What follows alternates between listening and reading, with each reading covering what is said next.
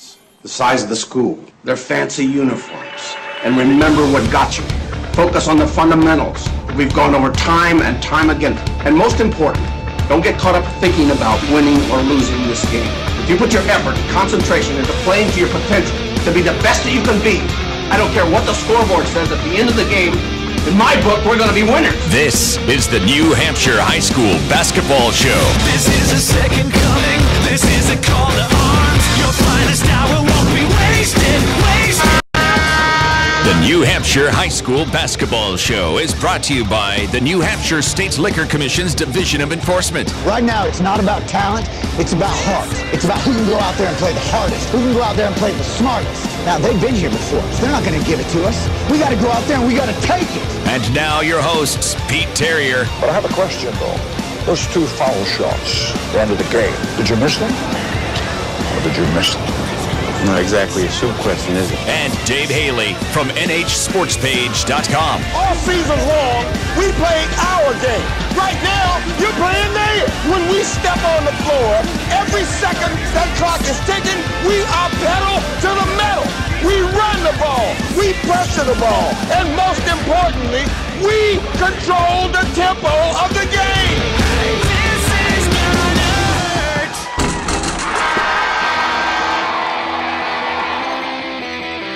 A good morning to a cold good morning to you. Early January. Well, I guess it's mid-January when you're talking about the 17th of the month, and an AFC championship game on the docket for tomorrow night in Foxborough, Patriots and Colts. This is the New Hampshire High School Hoop Show, and we got a special program lined up for you today.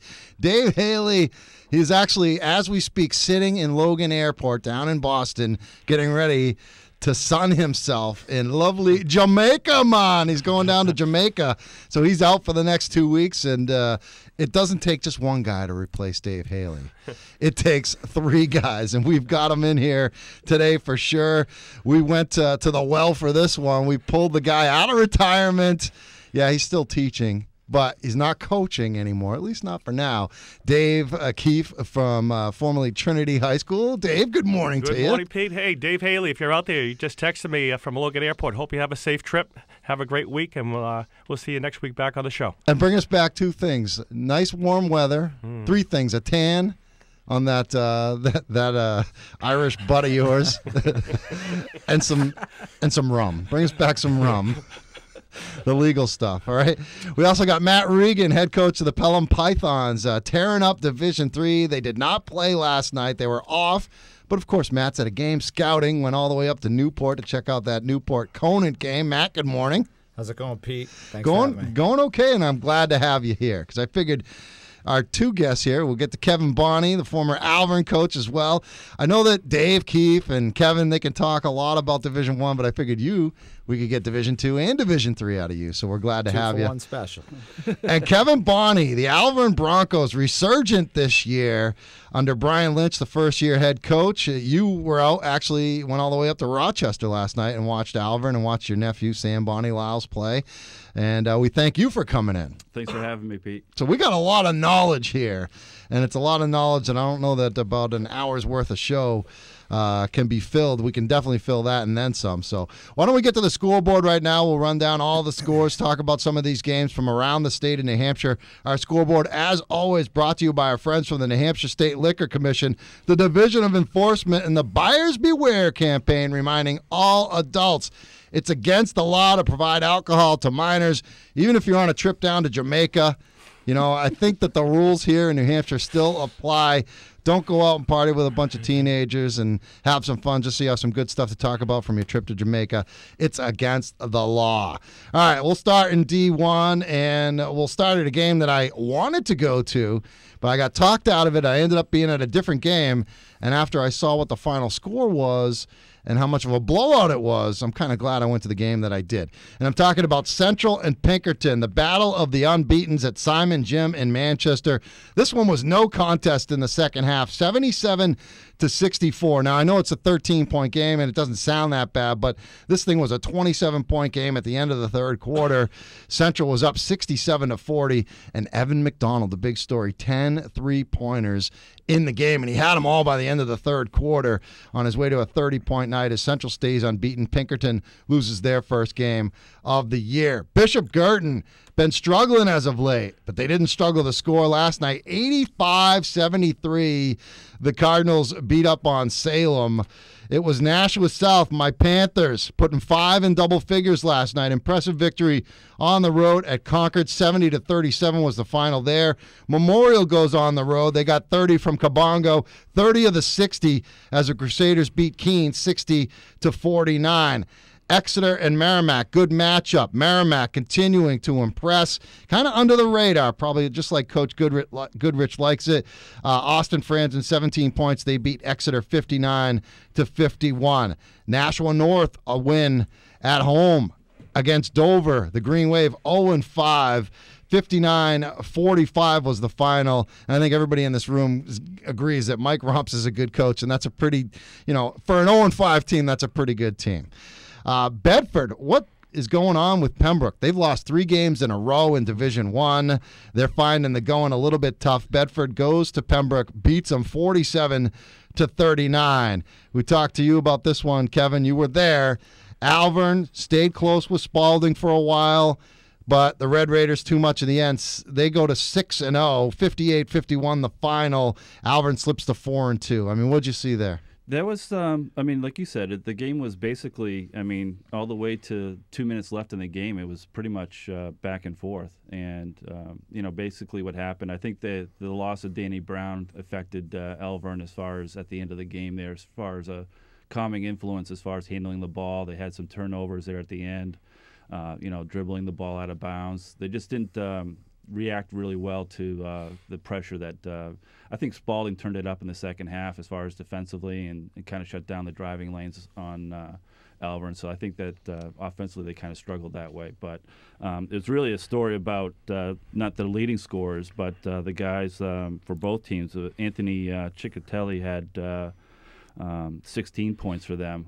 The big man. The big man. Alvern basically did a diamond and one on Barry and kept him to 4 points in the first half, and then he scored his remaining 6. All his 10 points last night came very hard. He had to really work for his points. And then for Alvern, it was Connor Hodgson who had 16 points for Alvern.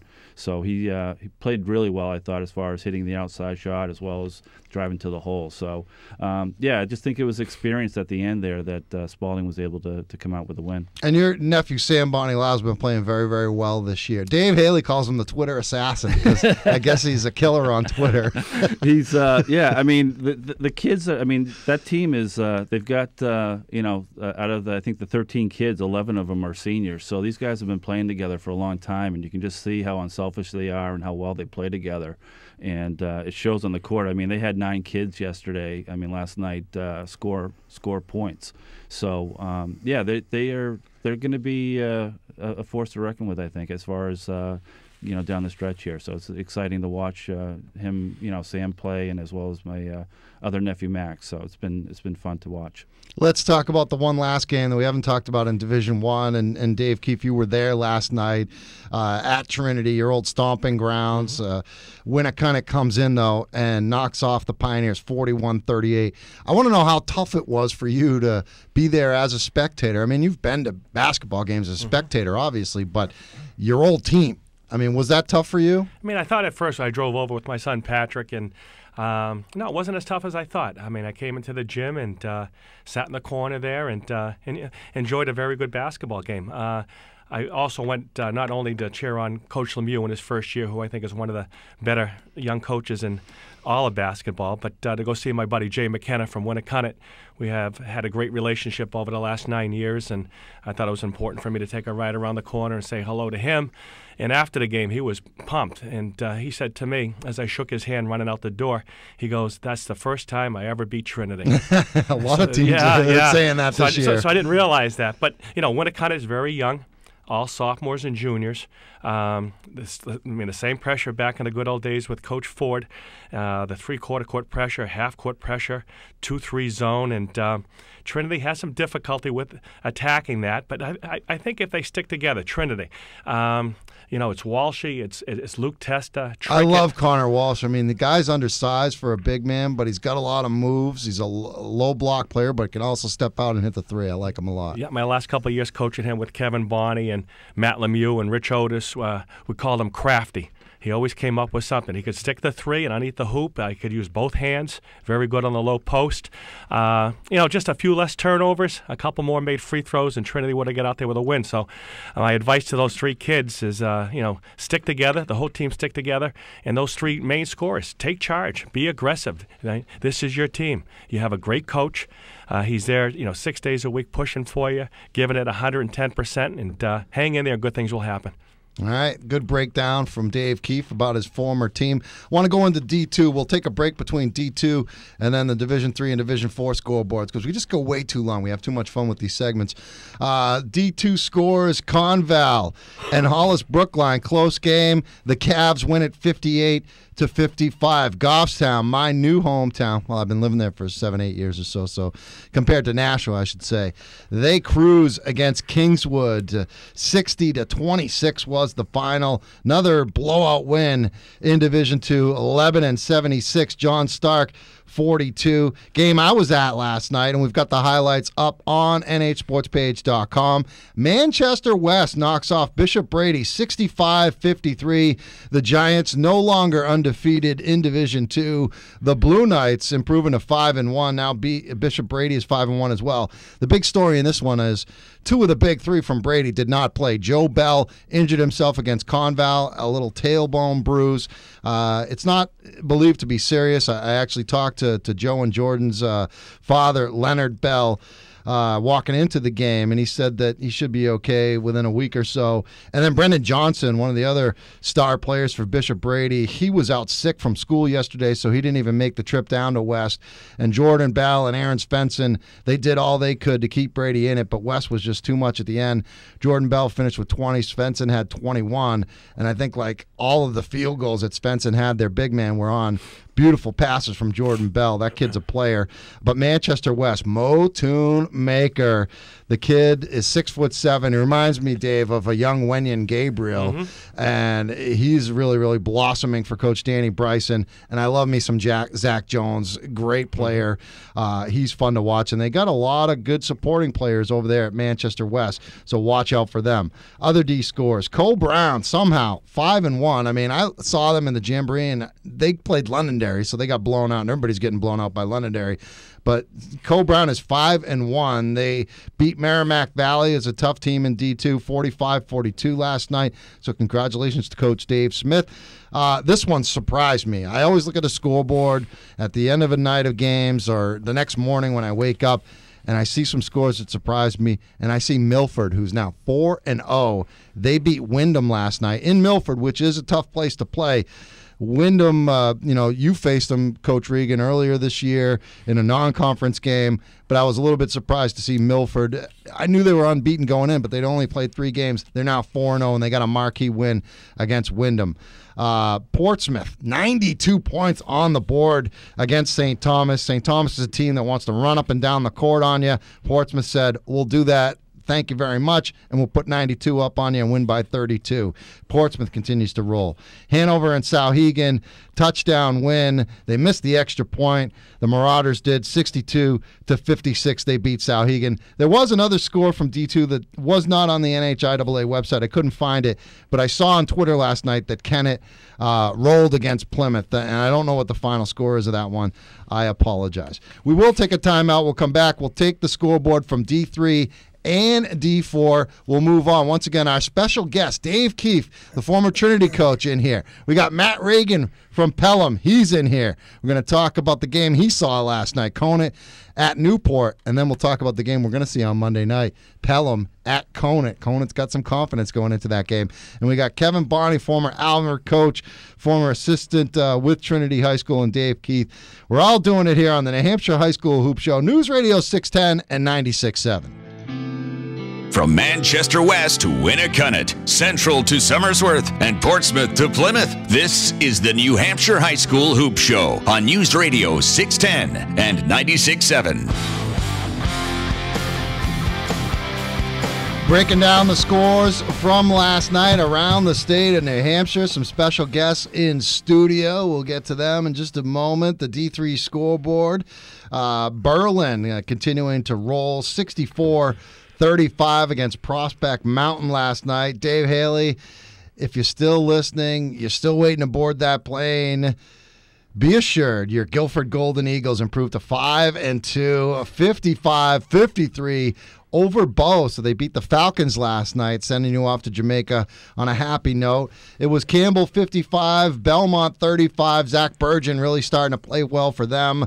The Cougars got 22 points out of their star player last night. Winnisquam, a squeaker, a good one against Fall Mountain out there in Langdon, 65-63. I'm looking forward to seeing Winnisquam playing a little bit later this season. I think we're going up to the game in Tilton when your team, Matt Regan from Pelham, is playing them end of this month, I believe. Yes, correct. Okay, the 30th, I think it is. So we're heading out for that one. Stevens and Franklin, Coach Keefe, you earlier before the show were talking about how happy you were about your man Rich Otis. Got Franklin at 5-2. They've won 4 in a row. They got the big man Dana Bean playing well, 30 points last night. They beat up on Stevens 65-53. He's a good guy. Great guy. And like I told you in your office earlier, without Rich Otis, without someone like Kevin Bonney, Matt Lemieux, Pat McKinnon, even Dave Greenwich, back in 2009 with Matt Benson, who a lot of people don't even realize he was my assistant coach. You don't win state championships. And so I was very fortunate to have all of those people. Without Rich Otis putting in the PA, I know he's out there listening, and putting in the automatic play for Gian Petruzzi and Mabor, we don't win a state championship. So he's a great basketball mind, and I'm glad he's doing well. Yeah, good job out of him in Franklin. Mascoma beats Interlake 62-44. It was Kearsarge 53, Newfound 38. The game you were at, Coach Regan, Newport and Conant. Conant's got a good win on their resume this year. I don't think they had that until they went up to Newport last night and beat the Tigers, previously unbeaten team, 54-45. Well, I think if you looked at last year's team, they had a lot of turnover. And coming into this season, they have one senior in the starting lineup and a lot of juniors, and he's also mixed in a freshman now. And I think you're starting to see the confidence level rise in those kids. They're starting to feel more comfortable. They're playing, they're getting game experience, and I think that's what you're seeing now, just a renewed confidence. Just in time for a visit from the Pythons on Monday night. It always seems to turn out that way. Yeah, and we'll be out there with the nhsportspage.com video camera. John Kesty's going to be there with myself. Going to the Pratt, you call it the bandbox. It's going to be a fun atmosphere for you guys. I look forward to seeing that game on Monday night. Farmington, they're now 5-2. Tanner Gibbs put up 15 for the Tigers, 57-46 over Raymond, the Rams. Laconia beats White Mountains, 57-46. One score that I do not have from D3, but I know Messinic won it pretty comfortably. Jared Stoffenecker and company. I'm going out to see them play Campbell on Friday night next week, so that'll be a lot of fun. I've never been to Messinic High School in New Ipswich, but I know Messinic won that game against Sanborn. You said it was probably around a 20-point game. Yeah. Okay. So impressive there for the Vikings in D3. In D4, it was Linwood over Concord Christian, 54-40. Dave's been railing about these northern teams in D4 not being very good. Well, here you go. A northern team beats a team from the south. Linwood doing the trick against Concord Christian last night. The other Christian, Portsmouth Christian, this one raised an eyebrow for me. I know Portsmouth Christian is pretty good with Eric Bontemps and, of course, the coach. The big smooth Lewis Askins. They beat Epping, the defending champs, 66-62 last night. Second straight loss for the Blue Devils. I saw them lose at Derryfield on Tuesday. But, Matt, you told me that Sean tells you that his entire team was sick. He only had 4 kids at practice earlier this week. Yeah, I talk to Sean pretty much every day about hoop. He's been a great friend of mine for a long, long time. I actually played for him in high school. You played for Sean Young in high school. Yeah, he was my JV coach. Just dated him. Where was that? At Pelham. At Pelham, okay.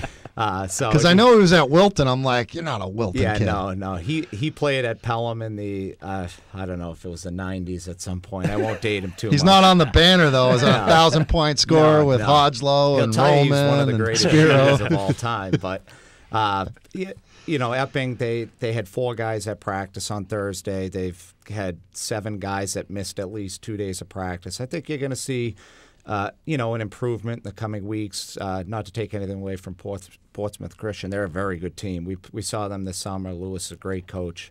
He's doing some really good things over there. Well, they were down 22-2 at one point, Epping was, so they got back into that game. But I think they're going to be a team you're going to have to reckon with, obviously. I saw Derryfield, as I mentioned, winning against Epping in overtime. That was an ugly game in the first half on Tuesday, but it was entertaining in the second half for sure. Went to OT. So Derryfield wins again, 55-44. Sam Anderson is a really good player, big man, sophomore. He does it all for them. I like them, but they're nowhere near the team that they have been the last couple years. But I don't think you necessarily need to be in Division IV this year. Colebrook and Littleton. Buddy Trask falls short. 57-53. Littleton wins one at home last night. You had Moultonborough 53 over Pittsfield 34.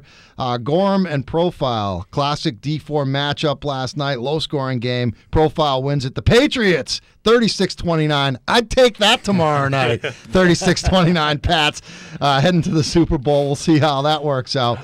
Newmarket, Jamie Hayes found out what an Isaiah Chappelle, Matt Tenney-led team can do to you. 65-43, a 22-point win for the Lakers last night against Newmarket. And then final score from D1, it was Woodsville 70, Canaan-Pittsburgh 52.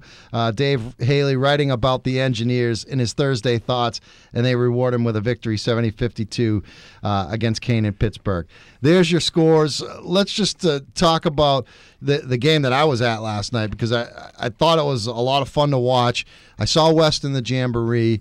I know that they lost their first game of the year at Portsmouth, but I knew that this was a team that would play better. And Coach Keefe, I'll bring this to you because you've seen a lot of West over the years. You know how tough of a place it is to play at that Charles Quinn gym, even when you got great championship-winning teams. So it's going to make you happy to see West playing really well this year. Yeah, we usually did a lot better when they turned the lights on when we actually played over there.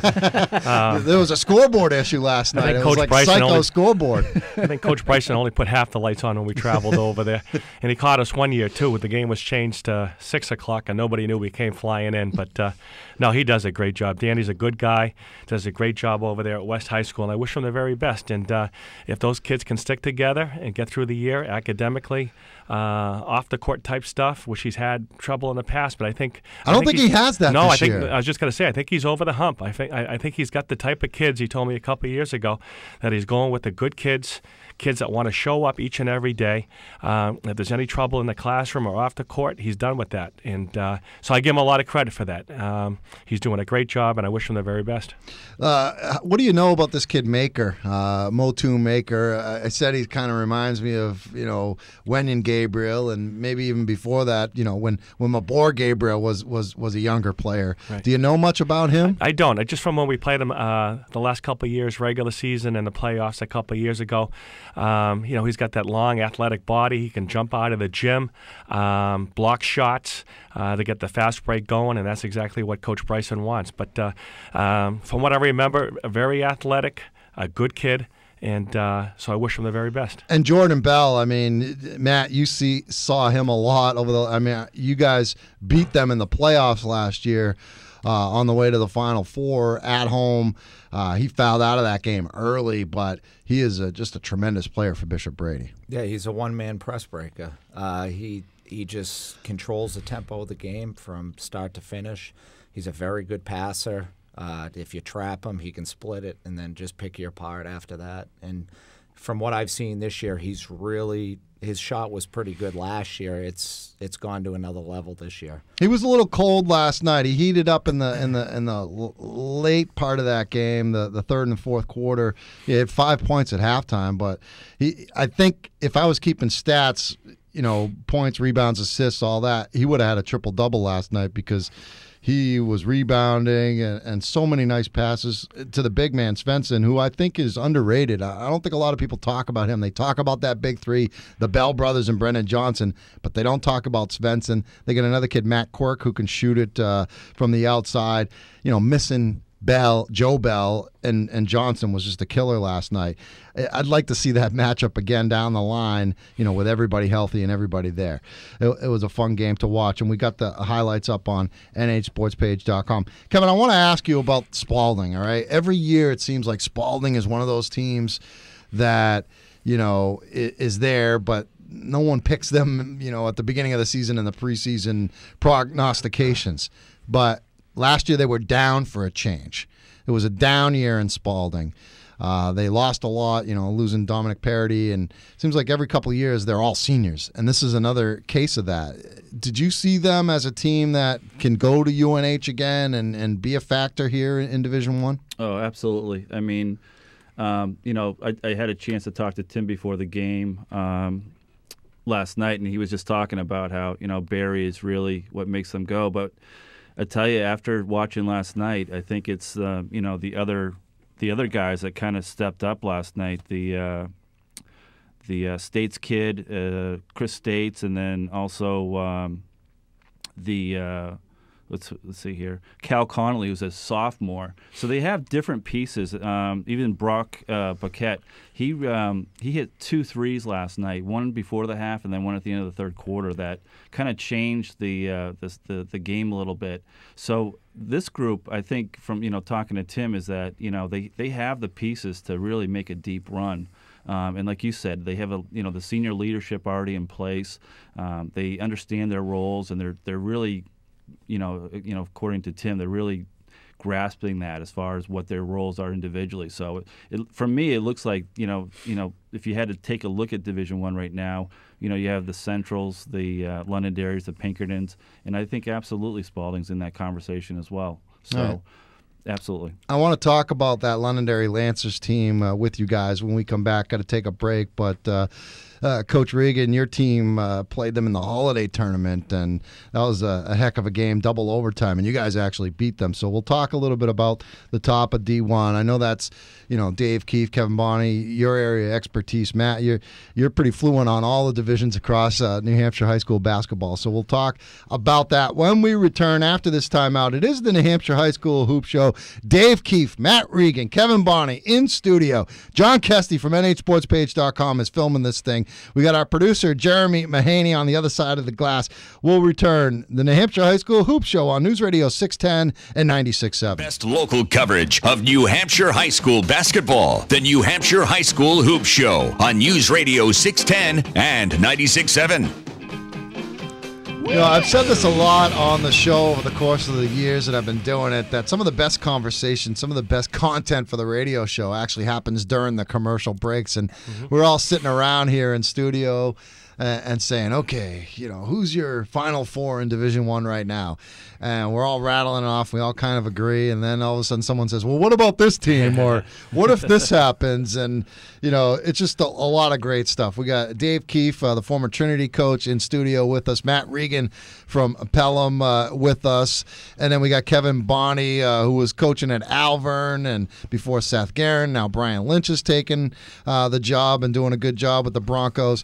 But I wanted to focus on this Londonderry Lancers team, who is all of a sudden very, very good. I mean, this was a middle-of-the-pack team for years. Last year, they had a 14-4 season and ended up getting knocked off in the quarterfinals by that Memorial team that almost knocked Central off in the next round in the semis up at UNH in that fantastic double overtime game. But Coach Regan, you played them in that Lowell holiday tournament, and your team won a 90-87 double overtime game against the Lancers. And I know sometimes, people say, oh, these holiday tournaments, the coaches are just trying stuff out. Something tells me both coaches were trying to win that game, and hard. Well, it was a really, really great atmosphere. My favorite part about it is we get to play with the shot clock, and both teams love to shoot. So after we broke down the video of the game, there was like 280 clips. Wow. It was insane amount of possessions. But, Londonderry's, they're just fantastic. It's a matchup nightmare. If you play zone, they're going to hit threes all over the gym. And if you play man, you better have 5 guys that can defend, because every one of their guys can play. And, I think for us, we did a really nice job matching up in our man-to-man, but still we gave up 87 points, so that's something that we have to look at and fix. But it's like Belichick after a close win. Hey, we got to get better. We got to play better. We got to coach better. That's great. The one question that I have about Londonderry is they don't have a ton of size, although they're big guys. I mean, Corey, he's a perimeter guy. Kwiatkowski plays, I think, bigger than he actually is. Cody Ball's got size, but he's obviously a guard. They don't have a lot of size, and they don't have a ton of depth, or do they? But no, they do, but they're tough. They play a lot of Massachusetts basketball in the summertime, in the fall. We play in the North Andover Fall League, which I think is one of the best fall leagues in New England. You're playing against New Mission, Central Catholic, St. John's Prep, North Andover, Lawrence. You better be tough, or it's going to be a long night every single night. So I think they really, learned how to become tough and not just perimeter players, and I think that's what you're seeing now. I'll ask the other coaches here, what does that say about this Pelham Pythons team in Division III who takes out, perhaps the top team in Division I? I mean, that's scary for these other division team coaches. Well, I mean, I had the opportunity to see Pelham play against Trinity in the Jamboree, and I was asking Matt about that before we got together this morning. As far as he just has the pieces as far as his team is concerned, and he's a great coach, and he gets the most out of his kids, and you can see that they're buying into what he's trying to get them to do, and it just hats off to him as far as the job that he's doing. And getting back to the size, I don't think the size really matters. When I was lucky enough to win, or we were lucky enough to win the last game in 2009, my starting center was 6'2", Richard Medall. Yeah. We got beat up the 2 years before that by Salem, and not with 6'3", 6'4", but just tough, hard-nosed kids. And if you have that along with the shooters, I think you have as good a chance as anybody else to win that last game this year. Well, when you have a stud player like Jordan Laguerre, that helps a little too. No, that was all coaching, wasn't it? Yeah, all coaching. Well, I think one of the other things that goes unnoticed is Nate Stanton. He's fantastic. Excellent. Late in that game, he drew up some of the best plays that I had seen, and they were able to get key buckets to get it to overtime and double overtime just off of stuff he drew up out of a timeout, and they executed it. So they're definitely practicing that. They're definitely working on that, and he knows what he's doing. Let's talk about the other team in that Mac-Plaque rivalry, Pinkerton. I mean, when I saw Dave Haley's preview with Pinkerton as the team to beat in the regular season, he says, in Division I, I was like, whoa. And I knew that they had some pieces coming back because I saw them last year, but they were a 500 team basically. And ever since that Zach Matthew team that won the championship that year, they haven't really been in the mix in Division I. And what do you know? They get off to a great start. But back to reality last night when they face a team like Central, and I'll give Dave Haley credit for saying, hey, that's not a good matchup for Pinkerton. They got all that size, but Central just moves the ball so well. They can spread you out. And, flip it now to Central as well. When you saw, especially you, Coach Keefe, all those guys graduate off that great all-time Central team, and they've had some good ones over the years, Tyler Roach, and going back before that, obviously. There's no way I saw this team as being 7-0 or whatever they are right now. They've won 33 games in a row. I think a lot of us that aren't coaching anymore, that just watch games and listen to your show and read the newspaper, talking summer that Central doesn't have a chance. They're gonna have to lose in Hanson and the Martin kid, and they'll be lucky to go 14-4. But boy, Doc's doing a heck of a job. Those kids buy into that program. They play the best full-court man-to-man defense in the state, and when you have a kid like McDonald, who I don't even know who he was a JV player last year, and he hits 10 threes, and the team hits 16, wow. Yeah, and I think they had 15 or 16 the other night, too, against whoever they played. Yeah, the pieces are coming together. North, I should say. I haven't seen Pinkerton play yet, but I'm real excited about going down to see him play. I heard they're 6'7", 6'6", 6'5", and this kid that transferred back, Geo Baker, I haven't seen him play yet, so I'm looking forward to see him play. Kevin, you saw him play a couple times. Yeah, he's. I think that the difference from last year to this year is Baker. I mean, everything goes through him offensively. And I think the other thing, too, is that they've got a couple other kids that are nice pieces. This Rizzo kid who actually led them in scoring last night is one of those kids that does the little things on the basketball floor as far as, keeping plays alive, that kind of thing. And he played really well. And then they have this spot-up shooter, Brennan Morris. Yeah, he's good. I saw them play against Elvern, and he was just lights out as far as, basically, I think he had probably 2 or 3 key three-pointers in that game to kind of put them over the edge against Elvern on Tuesday night. So, yeah, they definitely have the pieces. It's just a question of, getting the bigs involved and that type of thing. So it'll be interesting to see down, as far as how this plays out. I like one of the big kids, David Fawkes, the lefty big kid. He gets in some foul trouble, but I think he's tough to defend. He's real tough around the basket.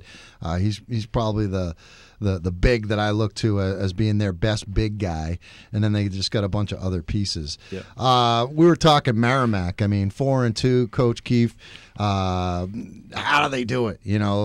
I think they lost a ton. Eric Gendron and Shane Bork, who really kind of burst on the scene, but they still got Austin Franzen. They got a freshman by the name of Ian Cummins who's playing very, very well.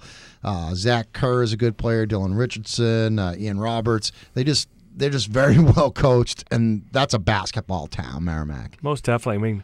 Comparing Merrimack to Central, they're both very well coached, and when you win, the kids even buy into it more. The parents are probably not complaining as much about playing time and other things because they are successful. And I don't know how Timmy's doing it. When I talked to him this summer, he's talking, maybe 7-11, 6-12 if we're real lucky. And here he is, 4-2. He's old school. The kids come and play their butts off each and every day. He demands that. And again, he's been to Durham, won state championships, and that goes a long ways. All right, we'll take another timeout. It'll be our final timeout of the program. Told you guys this would go really, really fast. I want to get into a little bit of Division II and Division III breakdown, and Matt will lean on you for that because you know what it was like in D2 for many, many years, and now you're learning the ropes in D3. It is the New Hampshire High School Hoop Show, News Radio 610 and 96.7. These guys know their high school basketball. It's the New Hampshire High School Hoop Show with Pete Terrier and Dave Haley on News Radio 610 and 96.7.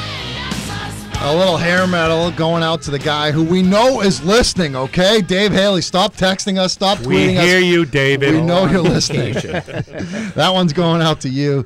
I want to thank these guys for coming in and filling in for Dave. Dave's actually going to be out next week, too. He's down in Jamaica. He got a free trip down there. So, family trip. Have a lot of fun down there, buddy.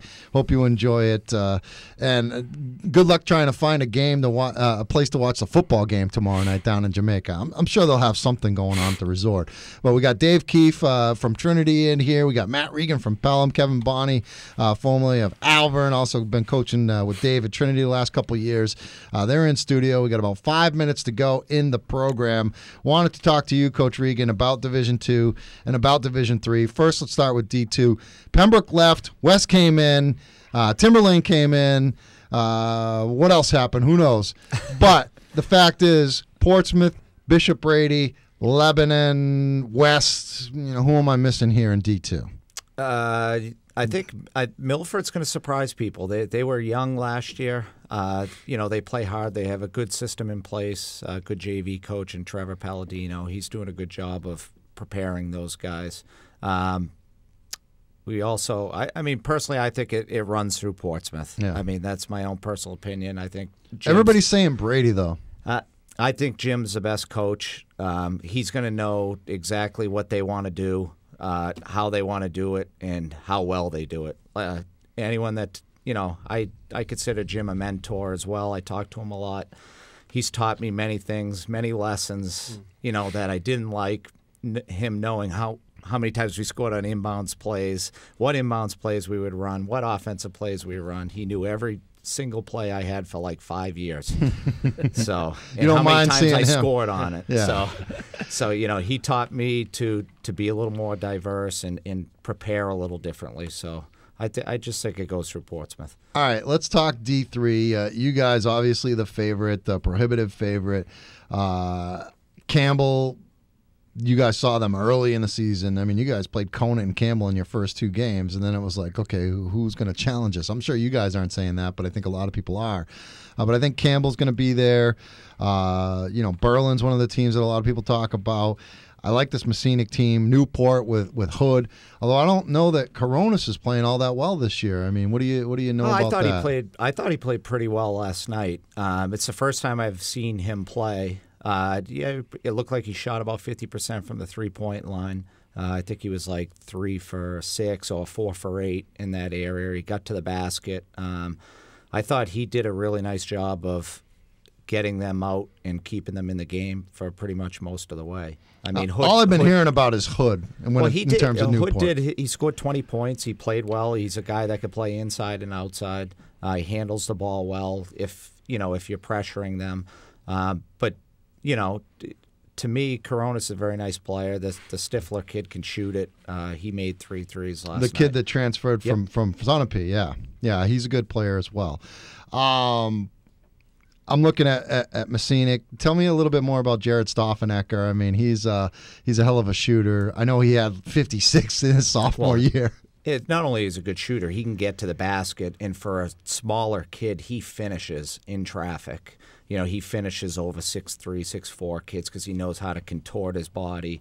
And, the one thing with a kid that size is when you get in there, you have to make your layups. And he makes those layups, which is, to go along with a kid that can hit 25-footers, that's a big deal. So we're coming short on time, so I know that you got something coming up with Next Level.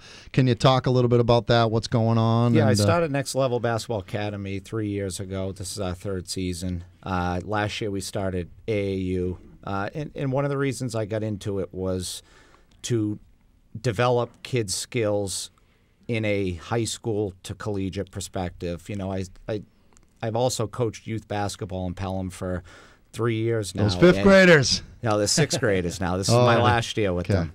So, the one thing I notice is a lot of coaches are training youth kids to win games at the youth level. And to me, that's not translating into successful kids as they get older. So we really focus on getting those basic fundamentals and then really transferring it to, I practice my 6th graders like they're high school kids. We treat them like they're high school kids. And, when people see us play, they're like, wow, you guys play like a high school team. And to me, that's the ultimate goal for, we're not worried about winning games. We're worried about getting kids better and preparing them. So we got 1 minute left. You got 15 seconds to tell people how they get in touch with you if they want to hear more about Next Level. Well, you can go to our website. It's www.nlbanh.com for Next Level Basketball Academy of New Hampshire. We have AAU tryouts tomorrow from 4:30 to 9. 4th graders start at 4:30. 6th graders start at 6 o'clock, and our 7th grade group starts at 7:30. So. And last year, our 5th graders, we won the New Hampshire State AAU Championship, and I think we're going to continue to grow and get better. All right, guys, we're out of time. Dave, are you coming back next year? Just one-word answer, yes or no. Pass. He'll pass. No comment. I want to thank Dave Keefe. I want to thank Matt Regan. I want to thank Kevin Bonney. I want to thank our producer, Jeremy Mahaney. I want to thank John Kesty for coming in here and getting us all in these shots. Nice job. The video will be up on the website. Go Patriots, Super Bowl bound. Thanks for listening.